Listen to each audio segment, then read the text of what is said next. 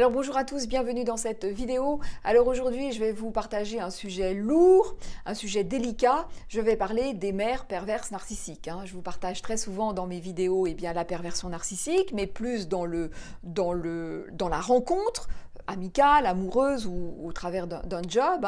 Mais là, je vais parler des mères PN. Donc évidemment, c'est un sujet délicat. Les individus qui ont des mères perverses narcissiques, ce sont des personnes qui, dans la vie, ont beaucoup de mal à avancer, ont beaucoup de mal à se construire, ont beaucoup de mal à s'extirper de ce lien particulièrement toxique, ont du mal à s'extirper de cette emprise tellement puissante. Alors attention que je parle bien de perversion narcissique au sens pathologique du terme, c'est-à-dire un trouble de la personnalité et non pas du comportement comme on entend souvent. Alors même si le comportement PN peut être évidemment très toxique, mais lorsqu'il s'agit de structure, lorsqu'il s'agit du trouble de la personnalité, là c'est encore évidemment plus dommageable, surtout quand il s'agit de notre mère, vous le comprendrez aisément. Parce que finalement, la première personne de notre vie, c'est notre mère. C'est elle qui nous donne le souffle de vie. Sauf que dans le cadre d'une mère perverse narcissique, avant d'être une mère, c'est une perverse narcissique. Ça, c'est vraiment important de le comprendre. Ça veut dire quoi ?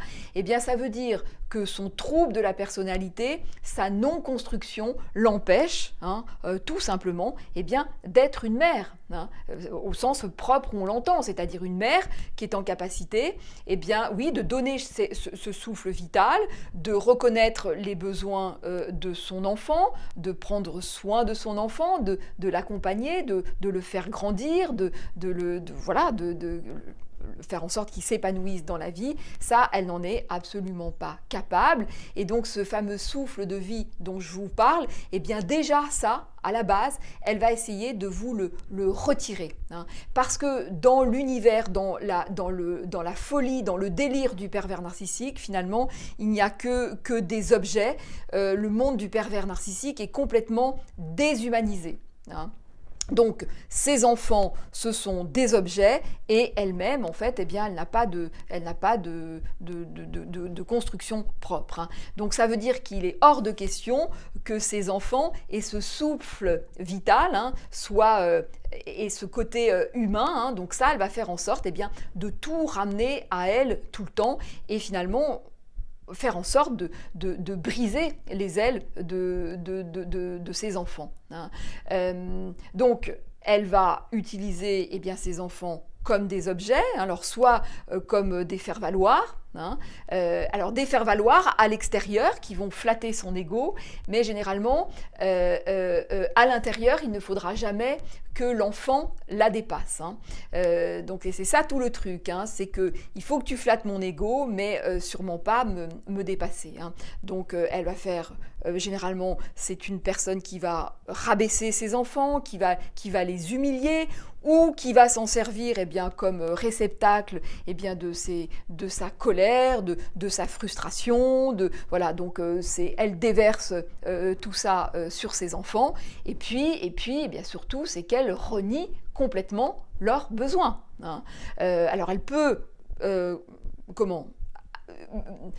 de l'extérieur faire semblant, donner illusion, mais en fait, au fond du fond, les besoins de l'enfant sont complètement reniés et les enfants sont en quelque sorte sacrifiés.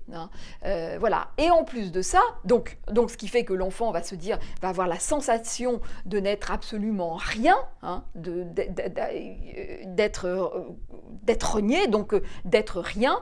Et en plus de ça, cette énergie vitale, elle va faire en sorte de toujours de le briser ou de le ramener en fait à elle, de toujours tout ramener à elle. Ça veut dire que dès que l'enfant va trouver des petites stratégies pour essayer de s'en sortir, pour essayer de construire une relation avec quelqu'un d'autre, ou essayer de s'intérioriser, ou essayer de réfléchir, essayer de trouver une stratégie pour sortir de son emprise, eh bien généralement, elle va le repérer, elle va faire en sorte de briser ça. Si elle sent que, par exemple, un enfant s'épanouit peut s'épanouir dans tel endroit, que telle chose lui fait plaisir, eh bien elle va faire en sorte de couper ça, de casser ce plaisir, de casser casser ce plaisir, parce que elle veut surtout pas que l'enfant lui échappe. Parce que si l'enfant lui échappe, eh bien, elle se retrouve dans son propre néant. Et elle est face à sa non-construction propre. Donc, elle va tout faire pour empêcher ça, et elle va tout faire pour briser les ailes de ses enfants. Alors, ce qui se passe quand il y a une fratrie et qu'il y a des enfants qui sont un petit peu plus souple, plus conciliant. Alors elle va être moins drastique avec ces enfants-là. En revanche, s'il y a un enfant plus rebelle ou qui voit son jeu, donc un enfant plus intelligent, alors lui, évidemment, il va dérouiller, parce que là, elle va faire en sorte vraiment de le briser. Rappelez-vous que le pervers narcissique et le surdoué s'attirent de façon irrépressible et que très souvent, eh bien, même si la perversion narcissique, on en parle dans les années 85, c'est Racamier, je vous le rappelle, qui la met en exergue dans les années 85, auparavant, évidemment, ça existait, bien sûr. Et donc, on a beaucoup de parents des générations précédentes, eh bien, avec un parent PN, et le conjoint surdoué. Donc ce qui fait qu'on a souvent des enfants nés de ce couple-là et qui sont surdoués. Et donc qui, eux, vont avoir des ressources absolument incroyables, une résilience incroyable, et qui vont sentir et qui vont analyser, qui vont comprendre certaines choses. Et ça, pour une mère perverse narcissique, ça va lui donner du fil à retordre, et elle va se déchaîner contre ces enfants-là. Donc le truc, c'est que, on a des adultes qui ont vraiment du mal à se sortir de ce lien toxique, des adultes qui ont du mal à se positionner en tant qu'adultes, qui ont des repères très flous, très brouillés, qui ont du mal à avancer. Donc parfois, ils essayent, ils trouvent quand même des stratégies pour avancer, mais à l'intérieur, eh bien, ça souffre. À l'intérieur, il y a ce ressort vital qui est cassé. Donc c'est très très très difficile pour eux. Souvent, ce sont des personnes qui vont avoir du mal à se comporter en adulte. Souvent, il y a quelque chose d'assez infantile chez eux parce que, ils ont été habitués à cette mère toute puissante qui les a écrasés. D'autres personnes vont rester très proches de cette mère-là, peut-être justement des personnes un petit peu plus dociles ou plus, on va dire ça comme ça, donc qui restent près de cette mère, qu'ils n'identifient pas d'ailleurs comme perverse narcissique, mais plus comme oh la pauvre, elle a eu tellement de malheur dans sa vie, elle est dépressive, donc ils restent comme ça accrochés auprès de cette mère, sans voir le jeu complètement machiavélique qui se joue, et puis d'autres qui essayent de s'en extirper. Attention que parfois, j'ai vu ça, des personnes qui, a priori, la mère est une personne absolument adorable, qui dit et qui redit à ses enfants « Oh, mais après tout ce que j'ai fait pour vous », donc qui donne une forme presque de sacrifice pour ses enfants, hein. Mais en fait, il n'en est rien du tout, hein. Déjà, ça, c'est un truc, ça ne marche pas, hein. Un parent ne peut pas dire à ses enfants, après tout ce que j'ai fait pour vous, regardez, je me suis sacrifié, donc vous m'êtes redevable, hein. Ça ne marche pas, hein. Mais dans le cadre d'une mère perverse narcissique, eh bien, elle va donner l'illusion, elle peut donner l'illusion d'avoir donné beaucoup et de rendre vraiment ses enfants très redevables, très coupables, et donc les gamins ne peuvent pas la quitter, n'arrivent pas à prendre leur envol, hein, restent accrochés à cette mère. Donc si c'est votre cas, si vous vous dites mais non, je ne peux pas avoir une mère perverse narcissique parce que a priori elle montre vraiment des signes de bienveillance, et que vous sentez que vous ne pouvez pas vous défaire, que sans arrêt vous êtes attiré, ramené dans son giron, posez-vous des questions. Parce que il y a un truc là qui ne va pas. Parce que le pervers narcissique, la première des choses, c'est qu'il vous tient par ça, hein, qui vous tient par cette énergie vitale. Et si vous vous voyez dans ce genre de situation, posez-vous des questions. Il y a vraiment un truc qui ne va pas, hein.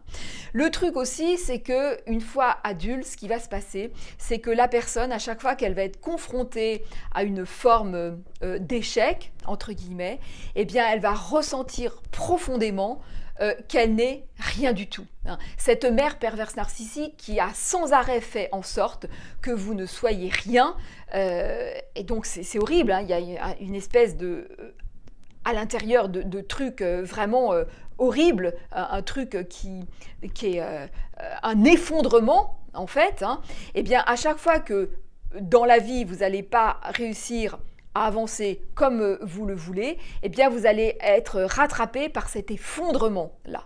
Donc pour sortir de ça, il faut vraiment donc identifier la chose et faire le deuil de d'une relation normale avec ce genre d'individu, faire le deuil d'une quelconque reconnaissance, et aussi faire le deuil de vouloir prouver quelque chose. Parce que tant que vous êtes là-dedans, tant que vous voulez prouver quelque chose, eh bien vous restez piégé. Vous restez piégé, et cette tentative même de vouloir prouver, ça vous met dans une tension, ça vous met dans quelque chose qui est du coup totalement contre-productif, et généralement c'est cette tension-là qui vous empêche certaines réalisations, hein. Donc il faut sortir de ça, il faut vraiment déjà vous faire accompagner et vraiment voir les points que vous avez, qu'est-ce que vous avez vraiment, et sortir de cette tentative de vouloir prouver, parce qu'il y a ça, hein. Comme cette mère m'a dit que j'étais rien du tout, eh bien je vais lui prouver, alors c'est pas dit comme ça, mais quelque part il y a de ça, je vais prouver que je suis quelqu'un, je vais prouver que, voilà, mais tant qu'on est dans cette tension-là de preuve, et en plus de vouloir prouver avec un lien aussi toxique, aussi pourri, ça ne marche pas en fait, hein. Il y a quelque chose qui se délite, il y a quelque chose qui ne marche pas, donc c'est vraiment sortir de ça et se dire mais finalement je n'ai rien à prouver, et quand je me trouve devant une situation où entre guillemets c'est un échec, hein, mais bon,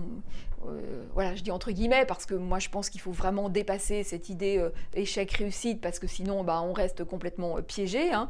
Donc dépasser ça et vraiment se dire mais j'ai pas besoin de ça pour être quelqu'un, je suis vraiment quelqu'un, et le sentir vraiment de l'intérieur. Je sais que c'est vraiment pas facile ce que je vous dis, mais ce que je veux vous faire toucher du doigt, c'est tant que vous êtes dans il faut que je prouve, il faut que je lutte contre cette mère, ou il faut que je prouve, parce que c'est ça la personne, elle se dit il faut que je sois quelqu'un parce qu'alors je serai je serai détachée de ce lien. Si j'arrive à être quelqu'un, alors je vais me sortir de cette emprise. Alors qu'en fait, c'est quand elle raisonne comme ça qu'elle reste prisonnière. Hein.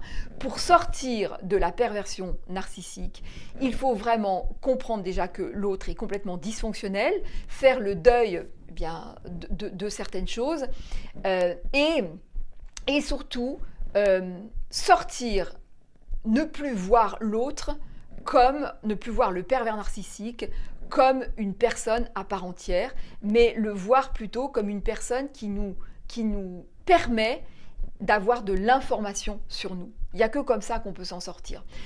Parce que tant que vous voyez cette personne, enfin le pervers narcissique, comme une personne, comme un individu à part entière, eh bien vous restez coincé parce que vous êtes tenté. Vous êtes dans la relation, sauf que lui, il n'est pas dans la relation. Il n'y a pas de relation avec un pervers narcissique. Donc, vous restez piégé. Donc, quand vous avez une mère perverse narcissique, il faut absolument sortir de cette idée de vouloir prouver que vous êtes quelqu'un. Parce que vous êtes quelqu'un, vous n'avez pas besoin de prouver ça. Hein, de sortir de ça, parce que c'est ça qui vous maintient dans ce lien toxique tellement redoutable. Hein. Donc ça, c'est la première, enfin une des choses vraiment essentielles. Et puis après, évidemment, il faut aussi travailler sur cette énergie vitale. Comment récupérer, et je crois que ça c'est le plus difficile, comment récupérer cette énergie vitale. Et ça, c'est un long chemin, mais on y arrive. Hein. On y arrive, mais c'est vrai que c'est absolument pas facile. Hein. Ça c'est sûr. Hein. Donc voilà, j'espère que cette vidéo vous aura aidé si vous êtes dans ce cas de figure. N'oubliez pas de liker, de la partager, de commenter. Et je vous dis à très vite dans d'autres vidéos. À bientôt.